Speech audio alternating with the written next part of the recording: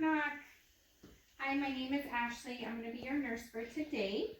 I'm going to provide privacy and I'm going to wash my hands. Today I'm going to be doing a head-to-toe assessment on you. What that entails is for me to look at your skin, listen to your heart and lungs, your bowel sounds, check your muscle strength. Is that okay? Yes? Okay. First of all, can you tell me your name and date of birth? So I'm checking the wristband. Okay. All right. So the first thing, I have a few questions for you. Can you tell me where you're at? Can you tell me what today's date is?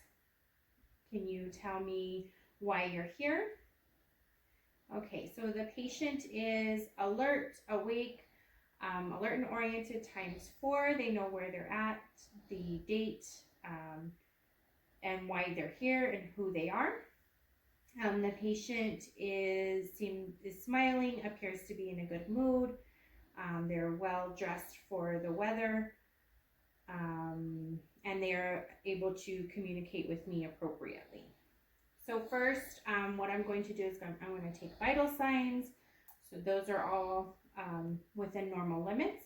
Next thing I'm going to do is I'm going to assess your skin. Okay.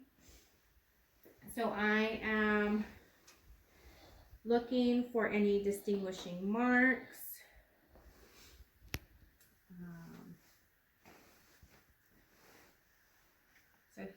Patient does have a surgical incision to the abdomen. Otherwise,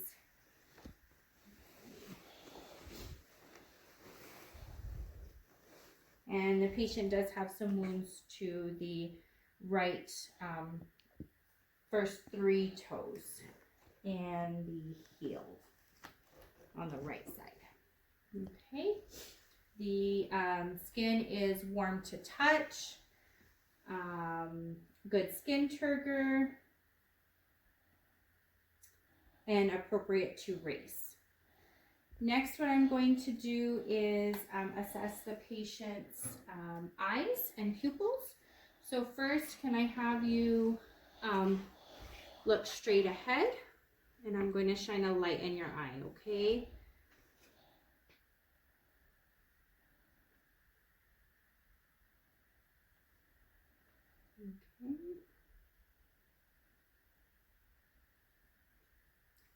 Okay, pupils are equal, round, reactive to light, and accommodation, and they are a size of 3 millimeters. I'm going to now check the six fields of gaze, and so can you just follow the tip of my pen with your eyes, okay, without moving your head.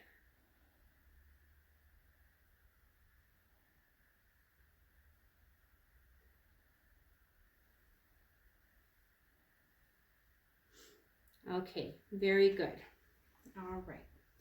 So patient is able to move his eyes in all fields. Next, what I'm going to do is check the oral mucosa, and I'm going to put gloves on.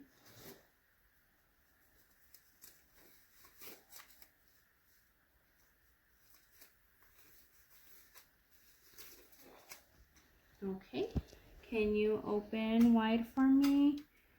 And I'm looking in. All teeth are intact. Oral mucosa is moist and pink. Okay, very good, thank you. Next, what I'm going to do is listen to your lungs. Okay, I'm providing or performing hand hygiene. So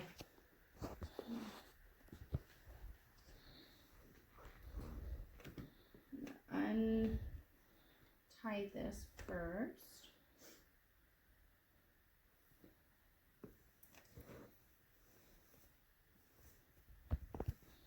Okay, so the chest is symmetrical, even rise and fall, and I'm going to listen to the lungs.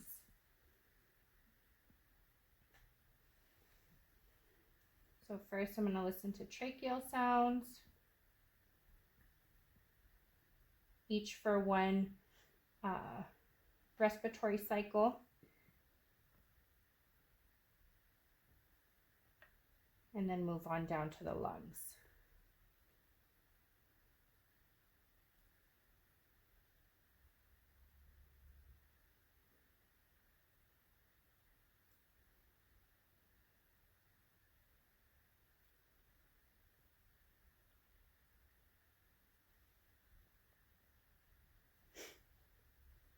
And then I'm going to move on to laterally.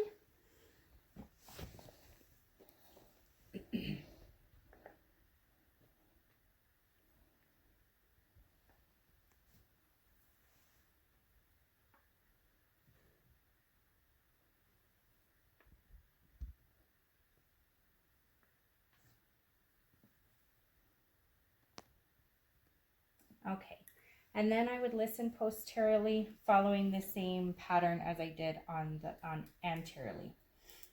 So respirations are even, equal, clear breath sounds throughout. Okay, next I'm going to move on to cardiovascular assessment. So first what I'm going to do is listen to heart sounds. So first at aortic, pulmonic, Erb's point, tricuspid, and mitral. Okay. The heart is regular rhythm at 68 beats per minute. S1 and S2 heard. And then next I'm going to assess pulses. So I'm going to assess bilaterally,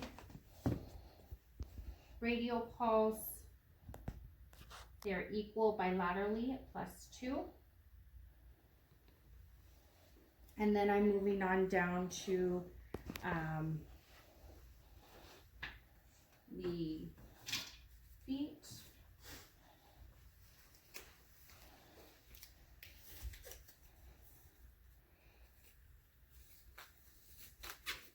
And I'm assessing bilaterally dorsalis pedis. And there are 2+ bilaterally, equally. And then posterior tibialis, 2+ bilaterally. Okay. Because I touched the feet, performing hand hygiene. I'm also checking capillary refill. Capillary refill, and that is less than 3 seconds. Okay, next I'm moving on to the abdomen.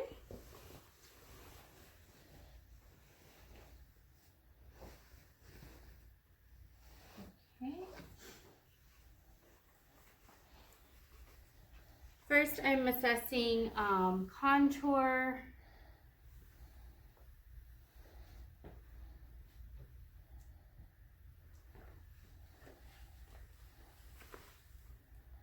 Okay, the abdomen is flat, no signs of distension. Next, I'm going to auscultate.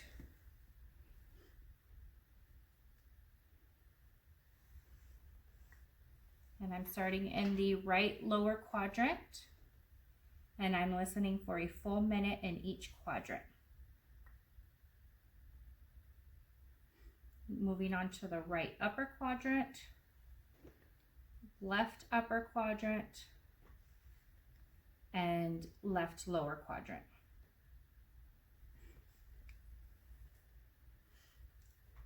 The bowel sounds are normal active. If they are hypoactive or absent, I'm listening for a full 5 minutes. I'm also then next palpating. So I'm going to lightly palpate in each quadrant. Okay, patient denies any pain or discomfort. There's no presence of masses or no presence of masses. So then next I'm going to ask the patient when their last bowel movement was, the color, the consistency,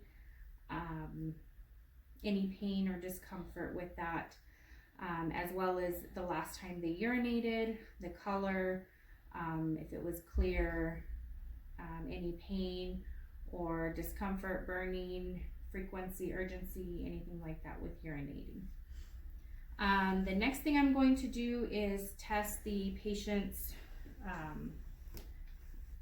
musculoskeletal system. So I'm going to have the patient grip. So it is equal in strength bilaterally. Then I'm going to have them do push and pull with their upper arms, and then the same with their feet. Again, because I'm touching the feet, I am using gloves.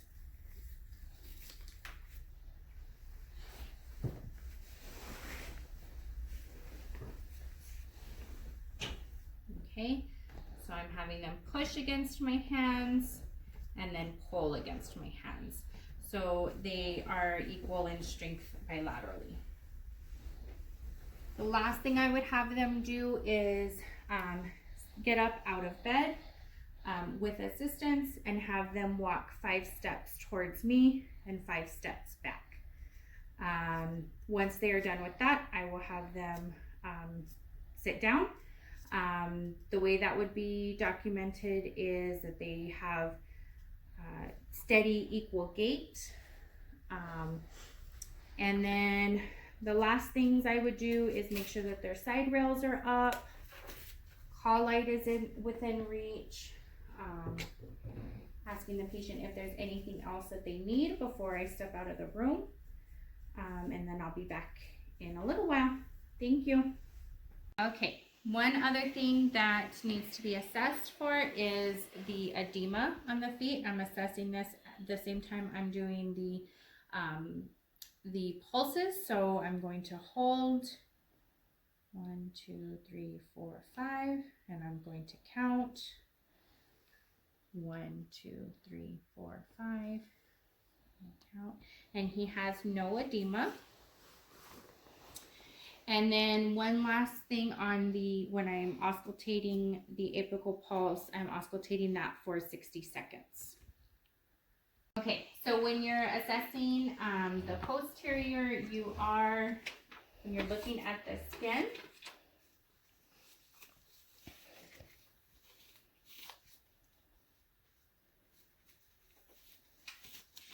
so you're looking at the back of the head, looking in between, no wounds. He has his wound on his heel and no wounds on this one. Okay, so you're looking at the back of the skin. And then to auscultate the lungs posteriorly. So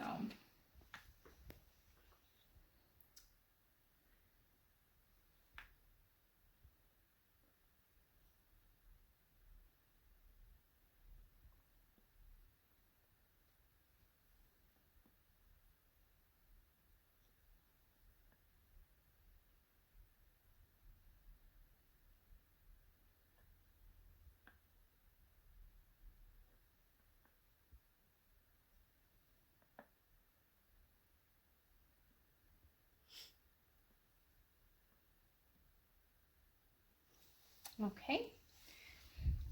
Respiratory sounds are clear in all lobes posteriorly. The respiratory rate is even, or it's a rate of 18 It is even unlabored respirations.